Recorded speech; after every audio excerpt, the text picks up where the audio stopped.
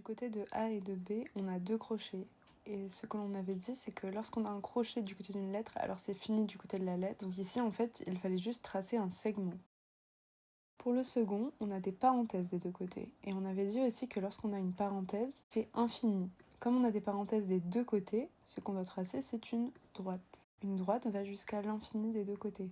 Il fallait prolonger la droite assez loin pour que l'on comprenne que c'est bien une droite et non un segment. Pour DA, du côté de D, on a un crochet et du côté de A, une parenthèse. Cela veut dire que du côté de D, c'est fini, ça s'arrête, et du côté de A, on va jusqu'à l'infini, c'est une demi-droite. Pour finir, on nous dit de placer E sur DA. Donc déjà, il faut placer notre règle sur DA. Ensuite, on nous dit que la distance DE vaut 4 cm. Cela veut dire que depuis D jusqu'à notre point E, on aura 4 cm. Pour la première figure géométrique, on a BC avec des parenthèses autour. On a vu déjà dans l'exercice 1 et aussi dans la leçon que lorsqu'on a des parenthèses du côté d'un point, alors c'est infini du côté de ce point. Ici, on a des parenthèses du côté de B et de C. Donc c'est une droite que j'ai tracée juste ici. On voit bien que E est sur la droite, donc E appartient à la droite BC. Notre deuxième figure géométrique est EB avec des crochets autour de E et de B. Lorsqu'on a un crochet, on a vu aussi que c'était fini. Ici, on a des crochets du côté de E et du côté de B. C'était donc un segment, le segment EB. Lorsque je le trace, on voit bien que C n'est absolument pas dessus. Donc, on dit que C n'appartient pas au segment EB. Pour la suivante, BD avec un crochet du côté de B et une parenthèse du côté de D. Du côté de B, c'est fini. Du côté de D, ça va à l'infini. C'est une demi-droite qui démarre à B et qui passe par D. A n'est pas dessus, il n'appartient pas à la demi-droite BD. Pour le suivant, du côté de C, on a un crochet et du côté de B, une parenthèse. Comme précédemment, c'est une demi-droite qui commence par C et qui passe par B. Ici, on voit que E est sur la demi-droite. On dit donc que E appartient à la demi-droite CB. De nouveau, on a un crochet du côté de A et une parenthèse du côté de B. C'est donc une demi-droite qui commence à A et qui passe par B. On voit de nouveau ici que D est sur cette demi-droite. On dit qu'il appartient à la demi-droite AB. Pour la suivante, on parle de la droite D qui est déjà tracée sur notre dessin et on veut savoir si E appartient à cette droite, si E est dessus. Oui, il est dessus, on dit qu'il appartient à la droite D. On est encore sur la droite D et on veut savoir si C appartient à cette droite. La droite est tracée en rouge, C n'est absolument pas dessus, il n'appartient pas à la droite D. On termine avec la demi-droite BE qui commence en B et qui passe par E. Et on veut savoir si C appartient à cette demi-droite, si C est dessus. Non, il est à l'extérieur, donc il n'appartient pas à la demi-droite BE.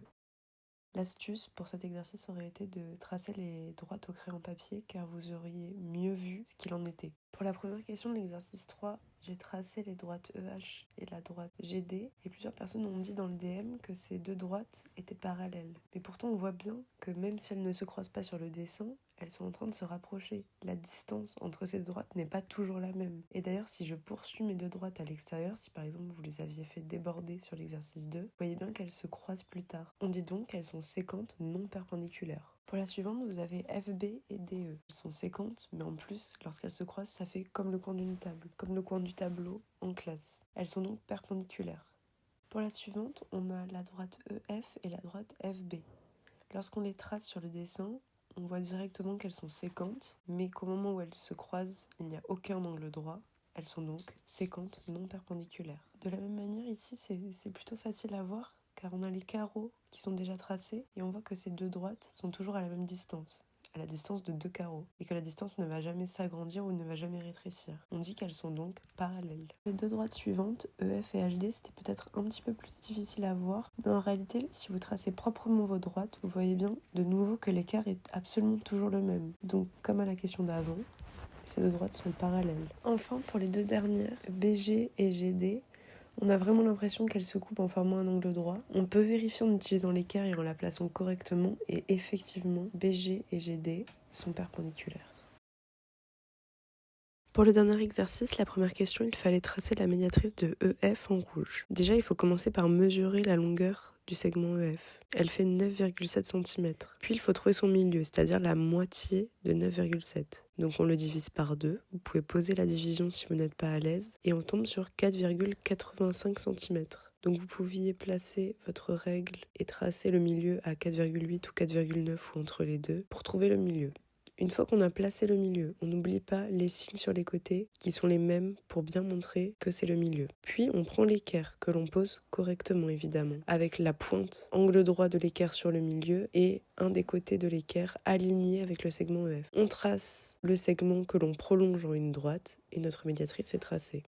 Pour la question 2, il fallait placer le point G sur cette médiatrice. Vous aviez une infinité de possibilités. Beaucoup l'ont placé sur le segment EF et en même temps sur la médiatrice, c'est-à-dire au milieu du segment EF.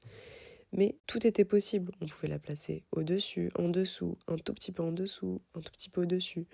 Il y avait vraiment une infinité de possibilités. Enfin, pour la dernière question, on vous dit de comparer GE et GF en justifiant. Déjà, comparer, cela veut dire est-ce que GE est plus grand que GF, est-ce que GE égale GF ou est-ce que GE est plus petit que GF. Et comme GE et GF n'ont rien autour d'eux, ni des crochets ni des parenthèses, on parle bien des longueurs. Donc on veut bien comparer la distance entre G et E et la distance entre G et F. Et là, vous aviez juste une propriété du cours qui vous permettait de répondre à la question. Puisque G est sur la médiatrice de EF, on a directement que la longueur GE et la longueur GF sont égales.